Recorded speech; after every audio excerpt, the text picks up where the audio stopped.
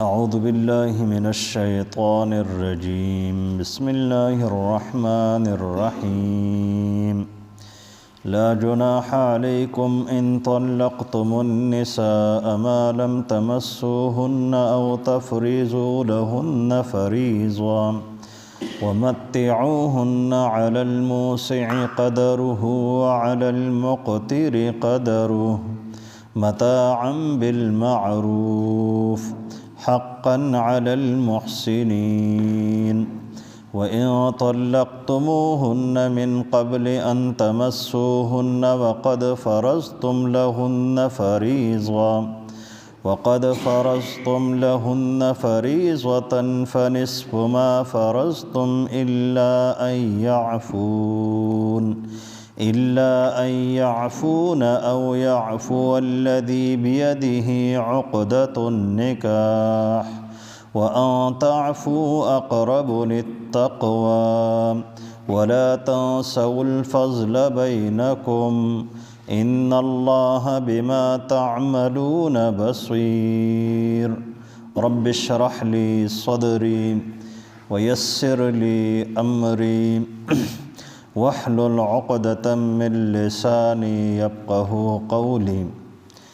په دې دوو آیتونو کې الله رب العالمین د دوو بنیادی مسایلو تذکره کړ ده چې هغه هم د خانداني ژوند سره هغه تعلق ساتي. اولنۍ مسله او د هغې صورت دا دی چې یو انسان د نکاح وکړو او د نکاح نه پس د خلوت صحیحه او د حقوق زوجیت د ادایګۍ نه مخکې ولا طلاق ورکو. نو مخکې دا خبره تیره شوې وه چې د خلوت صحیحه نه مخکې او د حقوق زوجیت نه مخکې طلاق ورکړی شي نو دغه به طلاق باین وي. یو طلاق به باین وي. که مثال په طور باندې یو خدا دی چې په یوه جمله سره 3 طلاق ورکړي نو هغه به طلاق مغلظ وي. خو که په داسې ووي زه خپلې ښځې ته ووي چې ته طلاق یې بیا ورته ووي چې ته طلاق یې په 3م ځل یې ورته ووي چې بیا طلاق یې نو اولنی طلاق واقع شو. په اولني طلاق سره دا ښځه د خاوند د نکاح نه ووته او 2م او 3م طلاق چې دی نو هغه لغوه شو. او که مثال په طور باندې داسې ورته ووي چې ته په 3 طلاقو سره طلاق یې نو دا 3 واړه طلاق مغلظ به واقع کېږي. ثمره د اختلاف به داسې راوځي چې په دې اولنۍ صورت کې چې 3 طلاقونه مختلف ورکړي دي که دې سړي وغوښته او بیا دوباره نکاح کوو نو د ده سره به د 2 طلاقو اختیار هغه باقي پاتې کېږي. او په دې اولنۍ دا 2م صورت چې 3 طلاق ورسره په یو کلمه ورکړي نو دوباره د بیا نکاح نشي کولی تر څو پورې چې هغه حتی تنکح زوجا غیره چې کوم اصول دي چې دا ښځه به د بل خاوند سره نکاح کوي د هغې نه پس به بیا که وغواړي نو د دې خاوند سره نکاح کولی شي بشرط د دې چې هغه پوره پراسز او مراحل هغه پوره شي. بیا د دې آیتونو کې الله رب العالمین د مهر تذکره کړ ده. مهر دا د لوازماتو نکاح نه دی. د نکاح د لوازماتو نه دی نو 2 صورتونه د مهر کېدی شي. یو صورت دا دی چې په مجلس د نکاح کې د مهر تعین وشي او تذکره وشي. که د مهر تعین او تذکره په مجلس د نکاح کې او د نکاح د تړلو په وخت کې وشو نو دې ته مهر متعین او مهر مسما ویل کېږي. او 2م صورت دا دی چې نکاح وشي په دغه دوران کې د مهر تذکره بالکل ونه شي نو په دې صورت کې بیا 2 احکامات دي او 2 صورتونه دي. یو صورت خدا دی چې سړي طلاق ورکو د خلوت صحیحه او د حقوق زوجیت نه مخکې نو په دغه صورت کې او په خاوند باندې د ښځې دپاره متعه لازمیږي. متعه دا قرآن کریم یو لفظ استعمال کړ دی چې دا عبارت دی د 3 کپړو نه. یو ایزار چې د پرتوک په ځای باندې استعمالیږي او 2م قمیص او 3م چې دی نو هغه چادر. دا به په کوم انداز باندې ورکوي نو الله رب العالمین دا پریښي دي په غریب او په مالدار باندې. الله رب العالمین تعبیر داسې کړی دی چې مالدار به د خپل وس مطابق ورکوي او غریب چې دی نو هغه به د خپل وس مطابق ورکوي. او په هر ځای کې د مالدارۍ او د غربت هغه معیارونه او پیمانې چې دی نو هغه مختلفې دي. او دا د الله رب العالمین د قرآن کریم یو اعجاز دی او تا صبح قیامت دپاره دا یو دلیل دی چې الله رب العالمین دغه پیمانې دغه شان پریښي دي. یو حد الله رب العالمین هغه متعین کړی نه دی. نو دی به دغه متعه ورکوي چې دا 3 کپړې دي. غریب به د خپل وس مطابق ورکوي او مالدار به د خپل وس مطابق ورکوي. دویم صورت دا دی چې د نکاح وکړو، د نکاح په دوران کې د په مجلس د نکاح کې د مهر متعین نه کو. د هغې نه پس بیا حقوق زوجیت هم ادا شو. خلوت صحیحه دا یو بنیادی اصطلاح ده په باب د نکاح کې. خلوت صحیحه دې ته ویل کېږي چې ښځه او خاوند په یوه کمره کې دیو ته یو موقع میلاو شي او په هغې کې دیو یو ځای شي. په دغه موقعو میلاوېدو په دوران کې موانع شرعیه موجود نه وي. موانع شرعیه دې ته ویل کېږي د حقوق زوجیت نه چې د رمضان المبارک ورځې نه دي.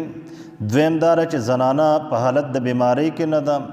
دریم دا چې داسې بیماران یا خاوند یا ښځه داسې بیماره نه ده چې د یو بل حق نشي ادا کولی. نو دغه خلوت چې بیا موندی شي نو احکام به په دې باندې جاري کېږي او ګویا کې ښځې خپل ځان مرضي ده که هغه ته پیدا اوچتوي او که نه اوچتوي. نو دغه خلوت که بیا موندی شي او حقوق زوجیت ادا کړی شي ادا نه کړی شي او احکام به بیا مختلف کېږي. نو دغه خلوت چې کله بیا موندی شو د هغې نه پس بیا طلاق ورکړی شو نو په خاوند باندې په اولني صورت کې چې د مهر نه دی متعین کړی نو مهر مثل به پې لازمیږي. مهر مثل دا د فقه یو اصطلاح ده او نبی علیه الصلاة والسلام هم دې ته اشارات کړي دي. مهر ورته نن سبا مونږ وایو چې د زنانه د خور مهر څومره دی، د ترور مهر څومره دی، یا د زنانه د تره لور مهر چې دی نو هغه څومره دی. او که مثال په طور باندې خورې نه وي موجود یا ترورې موجود نه وي نو بیا به دې زنانه ته کتلی کېږي چې دا دیهاتي ده او که شهري ده، دا تعلیمي یافته ده که نان تعلیمي یافته ده، د دې عمر څومره دی. نو په دې اندازې سره به د نورو زنانو سره د دې تقابل او موازنه کېږي. د نورو زنانه چې څومره مهر و نو هغه مهر به د دې دپاره مقررولی کېږي. دې ته مهر مثل ویلی کېږي. په دې مهر مثل کې به عمر لم اعتبار ورکولی کېږي. په مهر مثل کې به حسن او جمال لم اعتبار ورکولی کېږي. په مهر مثل کې به تعلیم او غیر تعلیم لم اعتبار ورکولی کېږي. دیهات او شهر لم اعتبار ورکولی کېږي. ځکه دا ټول څیزونه هغه د زنانو په اخلاقیاتو باندې اثر انداز کېږي. نو د دې وجې نه اسلام وایي چې بیا به مهر مثل هغه متعین کېږي. که مثال په طور باندې مهر مقرر کړی په دې دویم آیت کې چې بیا الله رب العالمین کوم مسلې ته اشاره کړ د مهر په مجلس د نکاح کې مقرر کړی شو چې یاره 2 لک روپۍ چې دی نو هغه به مهر وي. اوس که نکاح طلاق ورکړی شو د دخول او د خلوت صحیحه نه مخکې نو په دغه صورت کې او په خاوند باندې نیم مهر چې دی نو هغه به لازمیږي. نیم مهر چې دی نو هغه به خاوند ښځې ته سپاري. که مخکې نه سپارلی دی نو نیم مهر ته واپس کولی شي او نیم مهر به هغې ته پرېږدي. او که د خلوت صحیحه نه پس طلاق واقع شو نو بیا د خاوند باندې به دا لازمیږي چې دی به پوره مهر ښځې له ورکوي. او که مخکې نه وله مهر ورکړی دی نو پوره مهر به هغې ته پرېښودلی کېږي. دا دواړه صورتونه الله رب العالمین ذکر کړي دي. خو یو 2 خبرو ته الله رب العالمین د دې په ضمن کې اشاره کړې ده. یوه دا ده که چېرې زنانه کله ناکله نارینه چې دی نو هغه ډېر بد حاله وي د مال په لحاظ سره او کله ناکله چې دی نو هغه زنانه ضرورتمند وي په ښځه او خاوند کې. نو که طلاق ورکړی شي د خلوت صحیحه نه پس سړی لګېدلی ښځې مهر ورکړی دی او د سړي نور وس رسي نو بیا سړي ته الله رب العالمین ترغیب دا ورکړ دی چې ته دا نیم مهر ورته هم پرېږده بلکې پوره مهر چې دی نو هغې ته پرېږده. او که مثال په طور باندې مهر نه دی ورکړی یا مهر یې ورکړی دی زنانه ته خو خاوند چې دی نو دا مهر د ډېر وخت نه جمع کو د واده دپاره یې تیاره کړو او د دم دغه جمع کنجي وه چې کم نکاح یې وکړو د نکاح نه پسې ښځې ته هغه مال حواله کړو. نو ښځه دې په خپله د دې خبرې جایزه واخلي چې د هغې که متبادل وس رسي نو خاوند ته دې مهر پرېږدي. بیا الله رب العالمین یو عامه خبره کړده چې کله ناکله د ښځې او د خاوند په منځ کې هم جدایي راتلی شي، د ملګرو او د دوستانو په منځ کې هم جدایي راتلی شي، د مختلف خلکو د جدایي تفریق چې دی نو هغه راتلی شي. خو ته به د جدایي هغه اسبابو ته نه ګورې. ډېر احسانات چې دی نو هغه د یو بل سره موجود وي نو هغه احسانات به ځان ته رایادې. مثلا د 2 کسانو په منځ کې نالګي راله نو د نالګۍ دپاره به یو سبب وي. ډېر اسباب به داسې وي چې د هغې په بنیاد باندې د دوی د یو بل سره دوستي وه نو هغه زاړه احسانات به د یو بل سره هغه به نه هېرولی کېږي. ښځې خاوند ته هم الله رب العالمین دا ترغیب ورکړ دی چې یو بل تاسو جدایي اختیار کړه، خاوند ولګېد ولګي د ښځې له طلاق ورکوم نو د طلاق یو سبب یا دوه سبب به و خو ډېر اسباب به داسې وي چې ستاسو د مینې او د محبت اسباب و نو هغه به د یو بل سره نه هېروئ هغه اسباب او هغه فضل او احسانات د یو بل به یاد ساتئ الله رب العالمین به تاسو آباد ساتي دا د الله رب العالمین عام قانون دی او دا د الله رب العالمین د انسان فطرت ګرځول دی چې کله یو احسان وشي نو د احسان جواب الله رب العالمین په ښه طریقه باندې غواړي او کم از کم بیا که ښه طریقه باندې انسان جواب نشي ورکولی لکه نبی علیه الصلاة والسلام ته الله رب العالمین چې کوم د سلام آداب ذکر کړ دي په سورة النساء کې چې وإذا حییتم بتحیة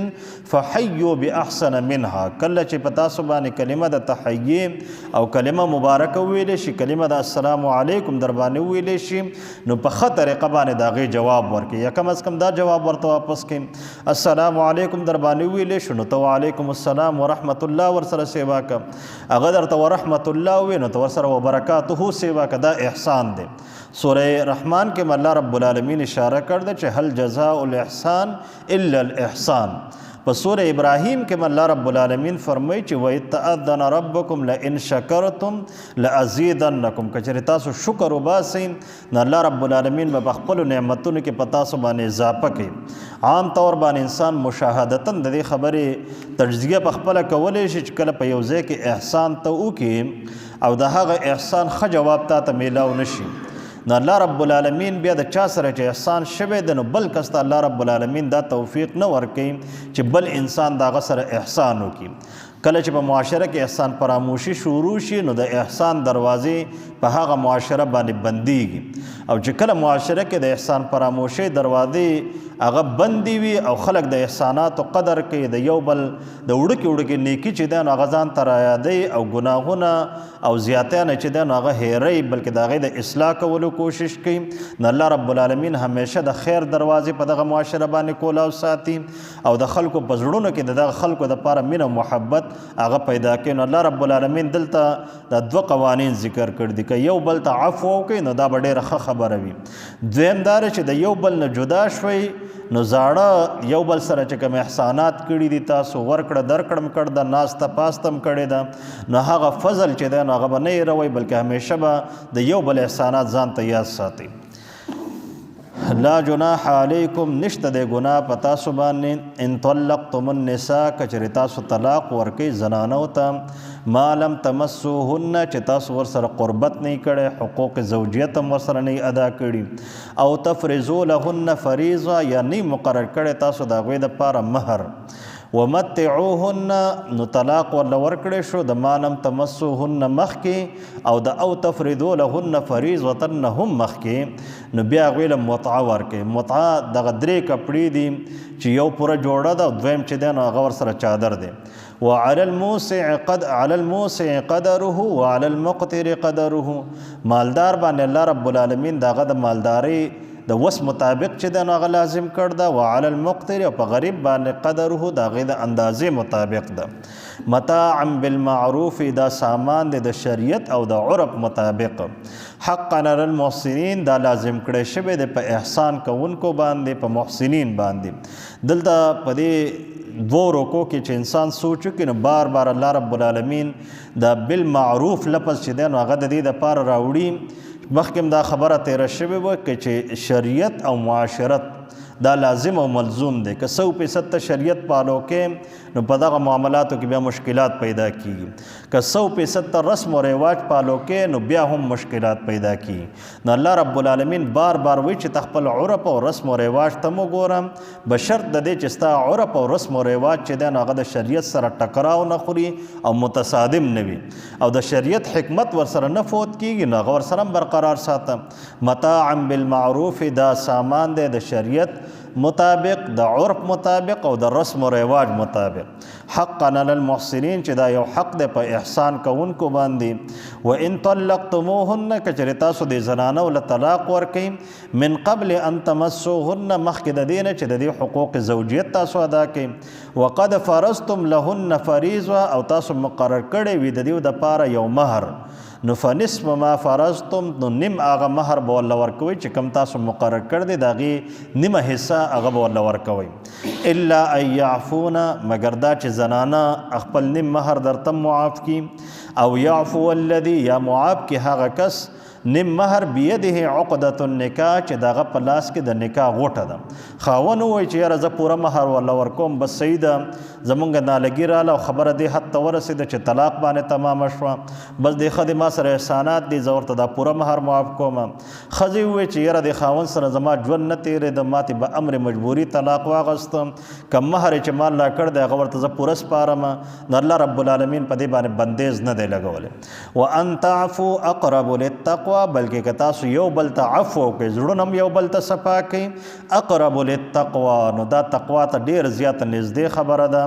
ولا تنسوا الفضل بینکم په خپل منځ کې کوم احسانات چې دي نو هغه د یو بل مه هېروئ احسان فراموشه مه جوړېږي ان الله یقینا الله رب العالمین بما تعملون بصیر کوم اعمال چې تاسو کوئ په هغې باندې لیدونکی ذات دی لفظ ترجمې ته ګورئ لا جناح علیکم نشته د ګناه په تاسو باندې ان طلقتم النساء که چېرې تاسو طلاق ورکئ زنانو ته هغه زنانه ما لم تمسوهن چې تاسو ورته قربت نه دی کړی نزدېکت هم ورته نه دی کړی او تفرضو لهن فریضه یا نه دی مقرر کړی تاسو د هغوی دپاره مهر ومتعوهن نو په دغه صورت کې به تاسو هغوی له متعه ورکوئ درې کپړې به ورله ورکوئ علی الموسع قدره وعلى المقتر قدره په مالدار باندې د هغه د وس مطابق دی وعلى المقتر قدره او په غریب باندې د هغه د اندازې مطابق ده چې دا متعه به ورکوئ متاعا بالمعروف دا سامان دی د شریعت مطابق د عرف او د رسم و رواج مطابق حقا علی المحسنین دا حق دی په احسان کوونکو باندې چې دا کار وکړي وان طلقتموهن که چېرې تاسو طلاق ورکړئ دغه زنانو ته من قبل مخکې د دې نه ان تمسوهن چې تاسو ورسره نزدېکت وکئ وقد فرضتم حال دا دی چې تاسو مقرر کړی دی لهن د دغه زنانو دپاره فریضة مهر فنصف ما فرضتم نو نیم هغه مهر به ورکوئ چې کوم تاسو مقرر کړی دی الا ان یعفونا مگر دا چې عفو وکړي دا زنانه تاسو ته او یعفو الذي یعفو وکړي هغه کس بیده عقدة النکاح چې د هغه په لاس کې غوټه د نکاح ده د نکاح اختیارات دي د هغه په لاس کې وان تعفو که چېرې تاسو عفو وکړئ یو بل ته اقربو نو دا ډېر زیات نږدې دی للتقوا تقوا او پرهیزګارۍ ته ولا تنسوا الفضل او مه هېروئ فضل او احسانات بینکم په خپل منځ کې ان الله یقینا الله رب العالمین بما تعملون بصیر ستاسو په اعمالو باندې لیدونکی ذات دی واخر دعوانا الحمد لله رب